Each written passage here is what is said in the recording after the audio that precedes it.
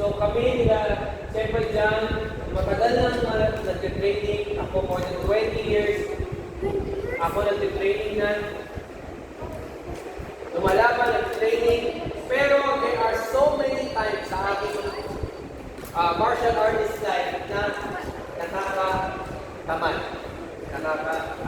Ayaw ko ng tuloy. Nakakapagod na maging martial artist. Pero ang tinuturo sa atin, hindi lang ang disiplina ng martial arts, pero yung Biblia mismo, na in life we need perseverance. Kailangan natin yung pagpupursige. Dahil, especially sa topic natin last week, ang laban sa kasalanan ay pwedeng iyapan natin sa kasubuhan. Pag-give upan, especially when we know that yung ating King, Christ, si Jesus, ating hari, ang ating Diyos, ay victor na. Victorious na siya. Kumbaga, kung magbibigay tayo ng example, ang hari namin nanalo na sa gera. Ano na lang ginagawa natin mga Kristiyano? Sinisiege na lang natin ang mga maliliit sa teritoryo ng kasalanan. Ibig sabihin, nagtagumpay na yung hari natin, nag-ahari na siya. Kailangan na lang natin talunin yung mga maliliit na sins sa ating buhay.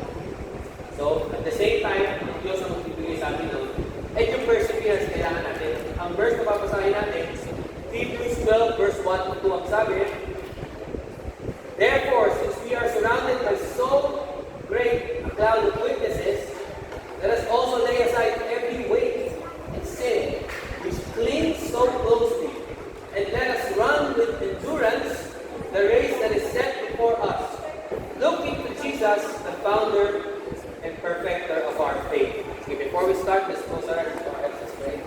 Nagilamig sa labi, Panginoon, we thank you once again for this day you've given us. We thank you for the energy. We thank you for the pagod of the everything we experienced earlier.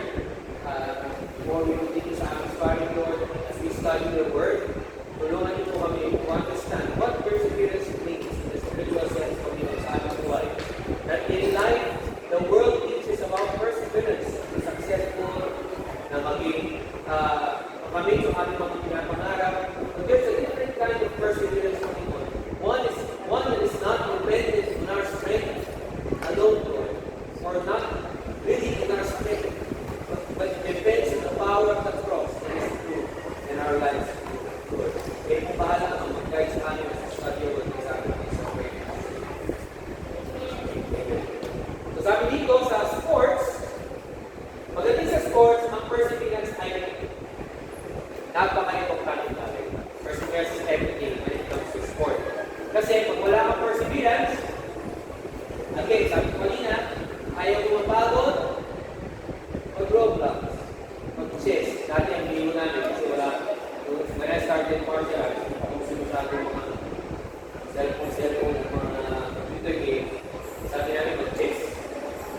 Kung ayaw mapagod. Because martial arts is as well, it's a mind game also. It's an intellectual sport. But at the same time, it's very tiring, very painful. So we need perseverance. Sabi ito, kapag ang binasa kasi natin, ang example na binigay ay pagtakbo, running. So yung running, let us run, sabi niya, let us, therefore, since we are not in so great cloud of witnesses, and also lay aside every weight, and stay with the physical sin, and let us run with endurance. Ngayon, kapag ikaw tumatakbo, ngayon, naglaro ng track, manumang karera, hindi ako familiar masyado, pero meron laps, diba? First lap, second lap, iba talaga sa mga karera. So pag nandun ka na sa last lap, diba? Ano ang pinaka-importante bagay? Diba? Kapag nandun ka na, of course, pagod ka na doon. So ano ang mag-account? Hindi yung malakas ka sa umpisa eh. Diba? Pero yung sa last lap, may hangin ka pa. Kaya mo pang tumakbo. Kaya mo pang i-maintain yung pace mo. And that's where endurance comes from. That's where stamina comes from. Even sa martial arts. MMA is a very taxing sport. Sobrang mabigat. Marami akong kilala, kahit mga personal kilala ko talaga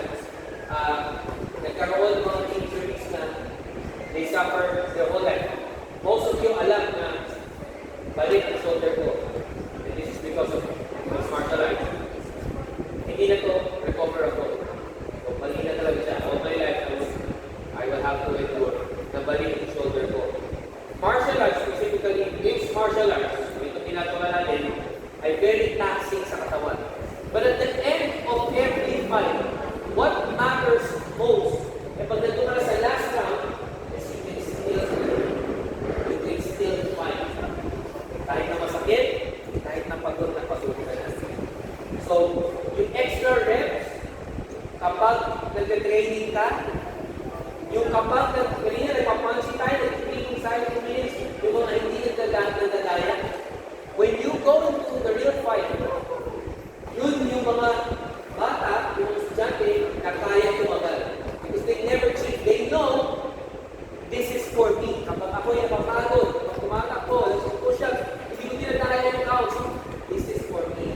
When I'm in the real fight already, I know I can relax kasi hindi ko dinaya yung aking training. So it's very important. So, even kahit sa point ng, kasi in a martial arts world, especially sa martial arts world, I'm telling you this, bibihira yung tao yung pinagkaroon ng tayo, yung pinagkaroon sa laban. Yung mga super gifted yan. But all are the greatest champions ay naka-experience ng tayo sa kanilang amateur career ng boxers. Dahil tungkol sa pagkatalo, endurance, merong part yung endurance. Anong ibig sabihin nun? May perseverance. Na kahit natatalo, napapatuloy. Marami akong kilala, mga kasabayan ko. Natalo sa mga tournaments, natalo sa mga laban, sa mga competition, na panginangan ng hindi na sila magpili. Pero marami din akong kilala, maraming beses natalo sa kanilang mga unang laban, pero ngayon, international fighters na. Bakit? Dahil tuloy-tuloy nagpatuloy. So sa ating buhay bilang mga martial artists, that's just the reality.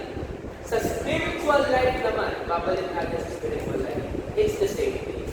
Ang laban spiritually is actually more difficult if we don't take serious. If we're not gonna play with sin, if we're not gonna tolerate sin sa ating buhay, it is very hard, di ba? Mahirap. We have to admit this. Mahirap labanan ng kasalanan. Bakit? Madali gumawa ng mga bagay na hindi maganda. Madali, di ba? Magsalita na hindi maganda. Mag-isip na hindi maganda. Hindi sumunod sa magulang. Diba? Those simple reactions or expressions are easier to do than being a good kid, than being a good person. So it's hard. Sa mga mas nakakanda, alam natin yung mga meditation sa mundo. It's so easy to fall into sin. So where does spiritual endurance will come into play? Kung saan papasok yung spiritual endurance natin? Kapag aware tayo lagi na there are spiritual battles in my life and I have to fight it. And in what way do we fight it? Katulad sa sabi ko last week, katulad ng mga martial artists, katulad ginagawa natin, we train every time. Yung mga fighters namin, when they fight, they train every day to prepare for fight. So, tayo din, bilang mga Kristiyano, bilang mga spiritual na beings, we need to train. And how do we do that? We listen to the Word of God. We read the Word of God. We go to church. How do we practice fighting sin? We practice it. Sige, kapag there's temptation in front of us, we fight it. Ngayon, sa social media, dahil mo makikita kung ano pwede mag-tempt sa'yo. Diba? Natuwa na hindi maganda, mag-isip na hindi maganda. So, maging aware and actively battle, fight the sins in our life, that's very important. So, sabi ko, the Christian life is the same. God does not want us to sprint, but to a marathon. This is a very good example.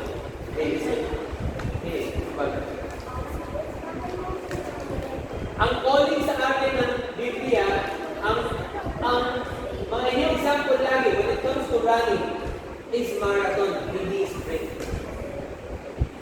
Maraming laps, malayo. Bakit? Dahil ang buhay natin, katulad ng marathon, katulad ng martial arts, ang journey ng martial arts. Before you receive, kanina may bata na tanong sa akin, gano'ng katagal ikapunod ako ngayon ng black belt? I think, before I got it, more than 10 years, bago ko nakuha yung black belt. Kasi kung sila Clark sa Jiu-Jitsu,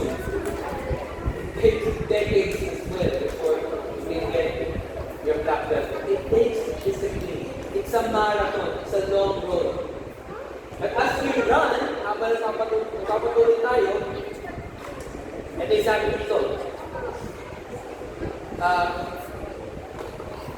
the race is hard, the body grows weary, the mind wants to quit. At yung sarili natin, tinatry niya, sabihin sa sarili natin na, okay na, tama na, pagod ka na. Pero sabi nito, but yet the gospel gives us a far greater motivation than any of your personal record. Ito ang maganda, sabi nito, we run not in our own strength. Ito yung difference. As the world, as we hear the world, nahilinig namin ang mundo ngayon, sinasabi, magpursige ka, para sa sarili mo pinabukasan, kaya mo yan, huwag mo isipin yung ibang tao, ikaw lang ang makakabigay na solusyon sa sarili mo mga problema. And all those self-help na mga suggestions, quotations, or what, the Bible teaches us a little bit different in approaching perseverance. Ano sabi nito? We run not in our own strength, but in the strength God supplies. So, tumatakbo tayo, ang isip natin, hindi kaya ko to. Pero because God gives me strength, I can continue fighting because God gives me strength. I have a little testimony from one of my last fights sa toughest fight before, makapanood sa YouTube. Nung ako'y na-knockdown, makapanood ko sa lahat, na-knockdown ako eh. Pero naka-recover ako, nakatayo ako ulit. Pero naka-recover ako, my body felt so weak. For some reason, ilang seconds pa lang naman sa laban, maybe a few minutes, I felt so tired. Kung nandun ako sa laban, feeling ko yung kamay ko na maliit na. Hindi ko na magdalaw. So, pag ako for some reason, saglit pa rin naman kami. That's ano ito, being hit, yung na-knockdown feels like. Kapag na-knockdown kayo, when you experience yung knockdown, yun ang feeling. When you recover, kaya pansinin nyo ako sa'yo, pagbangon, parang nalalabot. Ang feeling ko nun, parang feeling ko, walang lakas yung power ko. And I remember, when you watch that fight, I knocked my opponent out. Na-knockout ko yung kalaban ko. But I remember, I know in my mind, nung sa laban na yun, sabi ko, yung hands ko, I can feel my hands, I can't ever knock anyone with my hands. Yung feeling ko nun, I felt so weak, yung kamay ko, parang kasi nahina. Alam ko, hindi ko kayang magpanaan using my hands anymore. Habang nandun ako sa laban, I prayed. Sabi ko, Lord, I can't knock. Yun talaga yung nasa isip ko. Lord, hindi siya kaya. Ang goal ko kasi, bago ako naman doon, I prayed so hard to knock an opponent out. I prayed so hard. Every day, I punch my bag so hard, I prayed hard punches, just to make sure. I spar a lot, and knock my opponent, and my sparring partners, just to make sure na I can knock my opponent. Pero pagdating ko sa laban, kung na-knockdown ako, nahuli niya ako ng overhead, left overhead. I think right overhead, I forgot. Nahilo ang pagbago ko, alam ko yung nakaya. I felt so weak. But that moment, I prayed. Sabi ko, Lord, hindi ko na kayang malakaw din. But there's something in my mind that tells me, because I didn't hear it, especially in voices or what. But I know in my mind, from what God has taught me, from what the Bible is telling me, that strength is coming from Him. So I prayed right there. I told God, Lord, knock him out. Anyway, so when nandun na kami sa laban, I know I can't knock him out. Sumuntok siya ulit, I parried his hand, tried to deliver right hooks, I think dalawang right hook is trying to dodge it. Tumulong po siya. Sinuntok ko dalawa, alam ko yung hina ng kamay ko, mapapanakaw. Back, and then I delivered a straight left. When I delivered a straight left, alam ko lang yung power yung straight ko lang yung balikin ko. I saw him, pagsuntok ko, I saw him look at my leg. Tumingin sa pa ako, parang tumingin lang.